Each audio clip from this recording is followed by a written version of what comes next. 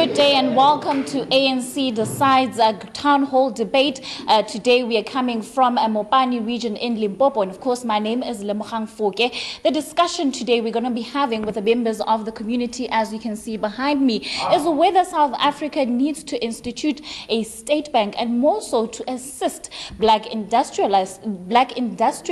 We do know that in this region specifically there is a need, and also for farming and agriculture. We do know that agriculture and farming is one of the key sectors that contribute to this economy. And as I've said, we have the members of the community to engage on that specific topic. And I also have a panel of leaders of the ANC in this region. And I'm going to start with the introductions. I have with me from the Magshope sub-region, the chairperson, Maripe Mangena, joined by George Mkhabela, who is the secretary of the sub-region.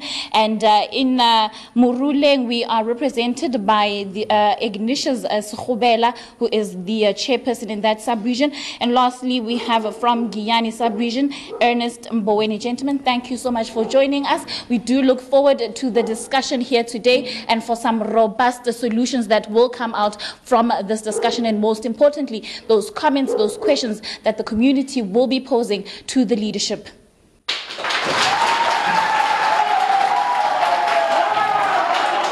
And of course, we will be posing our questions to our panelists here today. I will start in the Magshope sub-region. The chairperson here will engage with us on this specific question. Chairperson, thank you so much for your time. Just take us through, your view and what the perception is around here on the idea of implementing a state-owned bank, and more so to assist the black industrialists. Thanks very much, Lemogang, and greetings to the audience and my fellow leadership.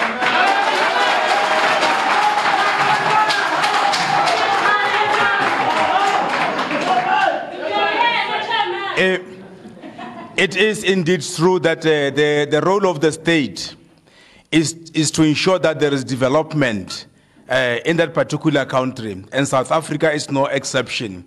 And we have realized that over the past 23 years, we have depended solely on private initiatives to develop the country, and that is actually something which is will remain a pipe dream forever. And we believe, with a view of having a state bank, government will be taking practical steps to make sure that it is able to reach out to all the poor people, in particular the black people who have for a long time been disadvantaged. And for those who have got ideas to develop themselves, the state bank is an answer, because with whatever idea that you have, you can always go there. The conditions of the state bank will not be the same as the conditions a private bank like what we have got currently here. And Lemogang, I must tell you that Tzaneen, as we are, indeed, it's highly agricultural, forestry, and as we speak today, we just met one guy who's taking serious initiatives into mining, Mashrik. He says, we have got big ideas, but the problem is funding. And we believe the conditions of a state bank will never be the same as the conditions of those whose role is to maximize profit, and that is private banking as we have got currently in the country. And therefore we believe state bank must be the way to go, and it must happen, and happen as soon as possible. Thank you. Thank you very much for your time. And just to expand a little bit on the topic, we're going to ask the panelists the same question that we have posed to the chairperson, just to get a variety of what the perception around this region is. So to you, Secretary of this region, I'll just ask you to give us some insight on what exactly the perception is around here. Thank you, Lemogang. I think I want to agree with the sentiment raised by the chairperson here, because in this region, moreover, in the sub-region, we are a sub-region which are particularly more farming sectors. And then even 8 years back, we bought a farm in the region called Masupatsela Farm, which was supposed to be assisting young people in terms of farming. But up to so far, that particular farm is still there because of no fund. When you go there to bank for assistance, you find that they want to check you whether do you have guarantee, you have security, and all black people does not have those kind of things, literally. So that's why we remain the same as the black people. That's why we are forcing to say this, if it would be better to have a state bank so that can able to access funds to able to develop our communities at large. I think the state bank is the only way which we as black people are anticipating to take over, to support it when it comes to financial muscles. Thank you.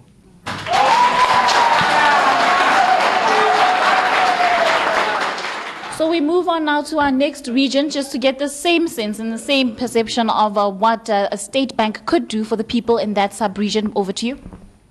Thank you, Lemo. The Freedom Charter which was the greatest vision of the African National Congress, says that when the people govern, the mineral wealth of South Africa, the banks and all monopoly industries shall have to be shared amongst the people of South Africa.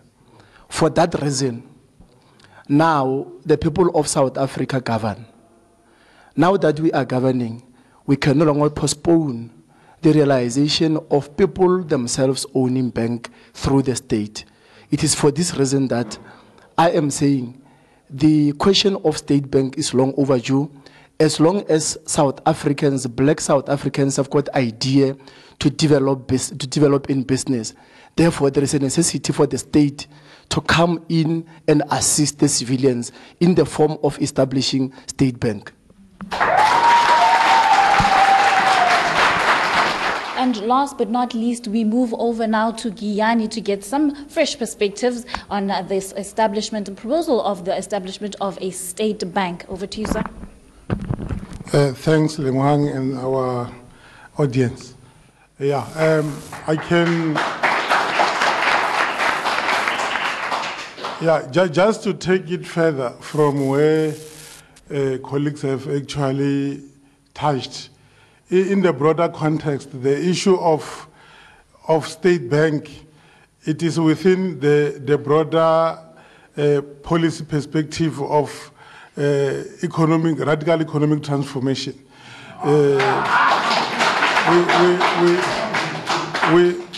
We have had many debates about the issue of land, industrialization.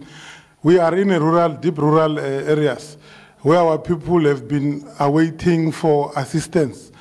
And the state is being actually held into ransom because it depends on the private banks for intervention.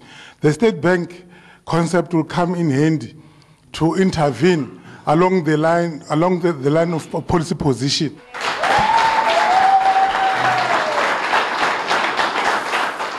So the overall consensus is that there is an agreement to have an establishment of that state-owned bank. And just moving over to our panelists here, we're just going to get into the operational side of how this should it be implemented and how it would operate. Let's look at how the private banks currently operate. How different would then the state-owned bank operate? Yeah, I currently. The private banks, they charge high interest rates.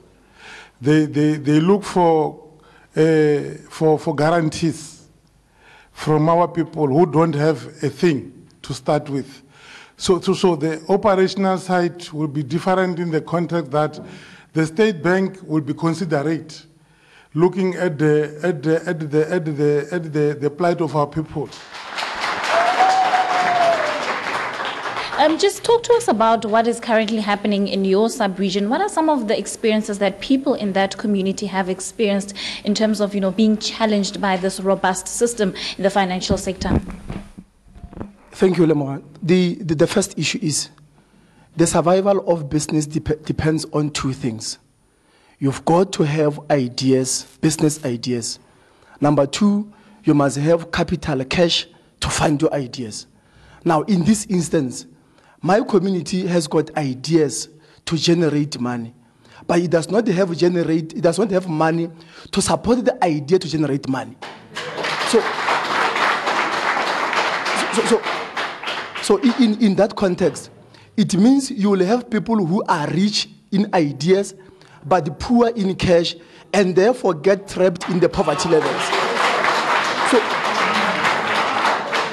So if we want to develop our areas, in my area, it means therefore that if people have got ideas and they've got a government that is caring of its people, that government will establish a state bank with the intentions to fund those ideas so that those ideas can become a source of living. Let's just talk about in Mopani as a whole, and the bigger impact that these small businesses trying to make their way up are faced with when you have doors being shut in their faces and they cannot be participants in the economy. Thank you. Largely in Mopani, the issues that are affecting us, as our colleagues are raising here, is the question of the economy, because the economy, as black people, we are far away from the economy. So there's nothing that can you do if you don't have access to resources. The issue that we must, for instance, majority of the audience here are from rural areas. And if you go to the bank now, want to buy a house, you may find that all of us, those who are here, they are in credit bureau. They can't access, you are going to be tend to say you can't qualify because you can't able to pay because of that one. Some of them, they have been credit bureau from schools. They fail to pay school fees and then they've been taken to a public bureau. So that is, we are affected as black people in this particular area. That's why we are forcing that to say, if we can able to say, if we want to make South Africa to be fine in terms of development, we must deal with the radical economic transformation radically. We must not beg to get things that belong to us. Now, the Competition Commission, in its inquiry and probe into the financial services sector, found that the major banks are also colluding and fixing the currency to their own benefit. Let's get some comment on that. What do you think of that? What do you make of it? And what are the, impacts on having these big giants that are manipulating the operational side of things for not only, to increase economic participation, but, to their own benefit at the end of the day? Thanks once more. Lemogang, you should understand that the role of business people is to maximize profit. And it will be wrong of us to expect that they will do every other thing to make sure that as South Africans or as the population, we are able to prosper. It's not of their interest.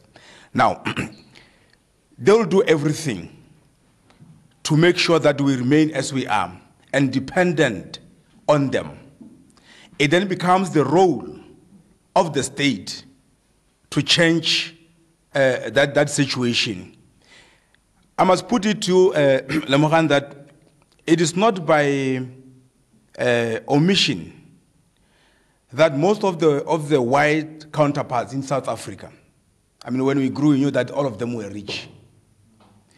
It was a well-coined plan by their government then. We will now allow the audience here to make their suggestions, their comments, and pose questions to the panelists or add on to whatever the topic has suggested here today. I'm going to open the first round of questions, and then we will allow the panelists, obviously, just to respond to those comments or questions. Thank you. My name is Moses Mahasha. I'm from Gwabimalaji branch. I think my intake on this one is that this will assist in terms of farms which were given to their owners who need more funding to support them to start business and to continue, with also manufacturers in the area who does not have also funding to ensure that all the unemployed in the area are supported through the state-owned bank. That will assist a lot. That's my intake. Thank you. Well, thank you very much for your comment. Moving on to the next one. Thank you. My name is Manson Piti. I'm from Edwin Mokwape branch in Makushape sub-region.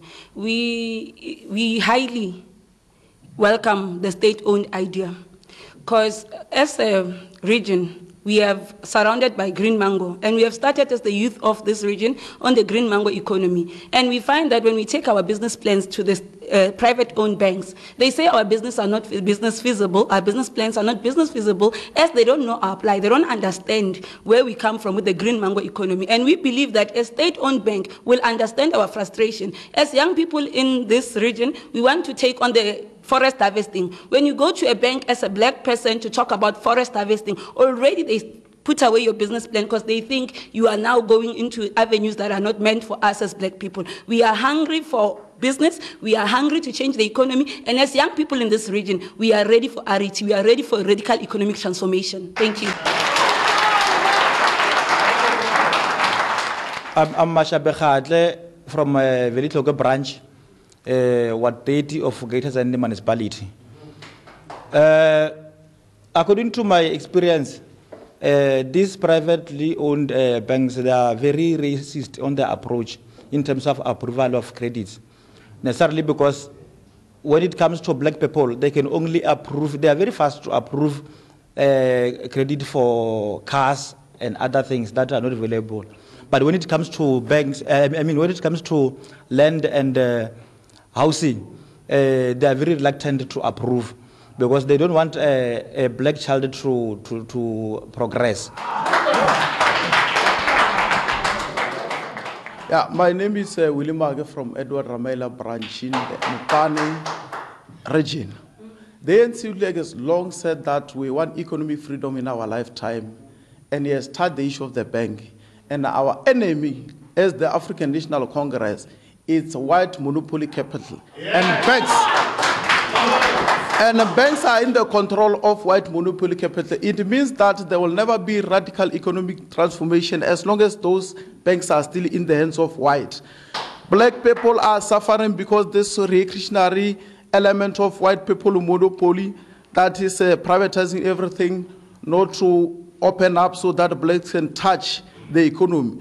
So we want state bank that will assist young people, that will touch the economy and have total liberation of the economy. Thank you.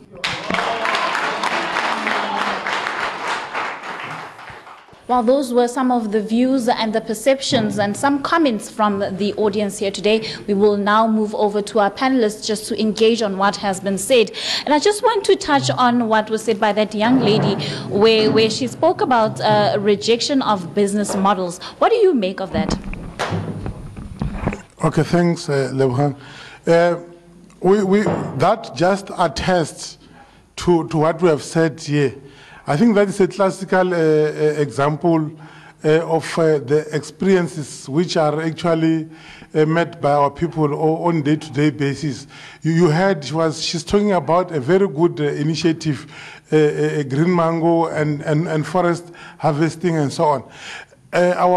These are areas which has been actually ring-fenced by those who are privileged to actually block our people from advancing in actually moving towards the greater heights of economy in developing society. So it is encouraging to note that young people, and particularly women, are also actually burning to see this particular initiative happening to empower them in their lifetime. Thanks. Okay, so some more responses on what was said here today? Yes, I agree with Comrade Mukabela that this is a class question. Fully, it's a class question. It's a question of the rich who want to close doors for the poor to come in. I agree fully. The second issue is that I think comrades make an important point on how State Bank will help the lowly placed working class on the ground, especially in this area where we live in rural areas. If we are to develop this economy, we don't have to focus on the concentrated capital at the highest level of the pyramid. We've got to look at what fortunes can we derive from the ground.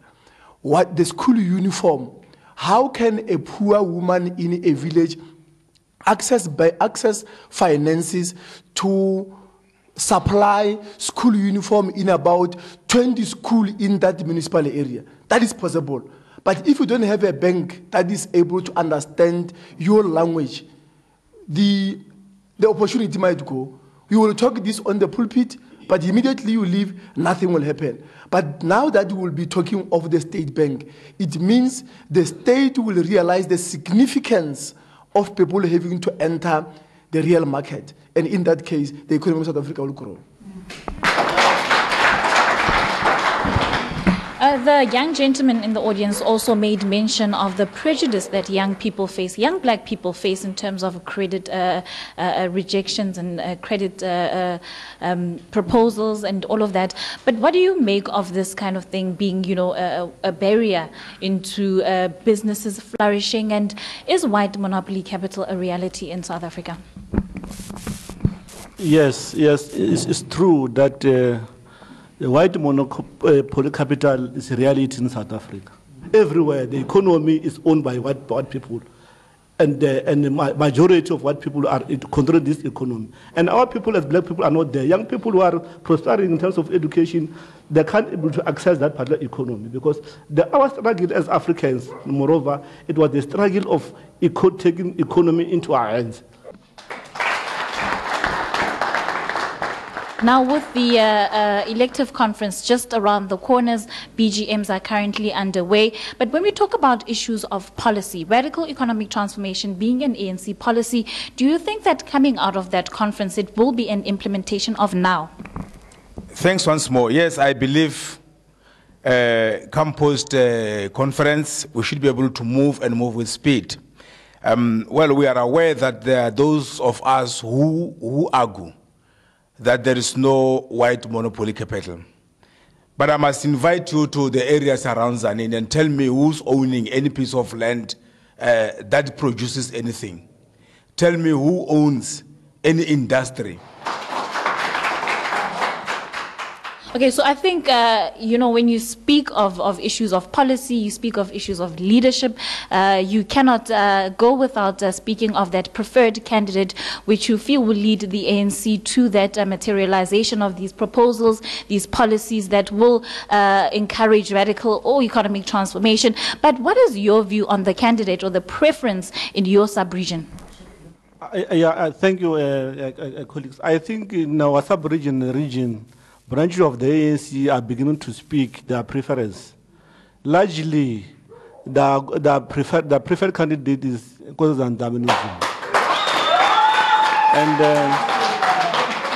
And us as a leadership, we can't move that side when the branch of the ANC take that road. We have to support branch of the ANC as leadership.